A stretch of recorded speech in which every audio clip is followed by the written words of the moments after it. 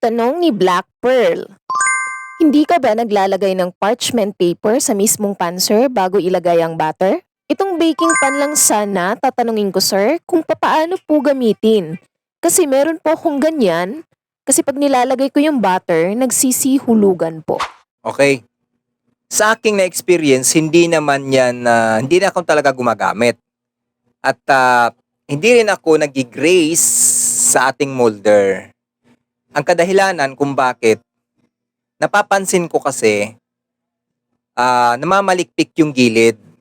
Okay, kasi gumaganon siya eh. Di ba madulas? Gumaganon yung ating, pag paluto na siya, gumaganon. Hindi siya pantay. Unlike doon sa malinis lang na molder, na makinis pagtanggal mo yung gilid.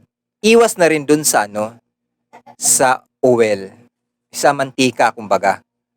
Kaya palagay ko rin kung ba't nahuhulog ang inyong butter doon sa inyong ginagamit na molder dahil sobrang lusaw po ang inyong butter.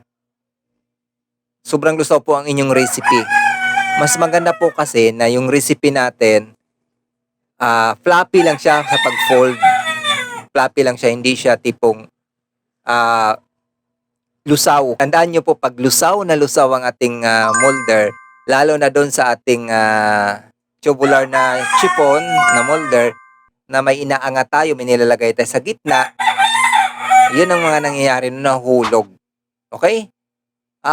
I-try nyong mag-add lang kayo ng flour doon para medyo tumigas ng konti at iwasan talagang malusaw doon sa pag-fold natin. Okay? Sana nakatulong. Follow for more. Ang daming tilaok.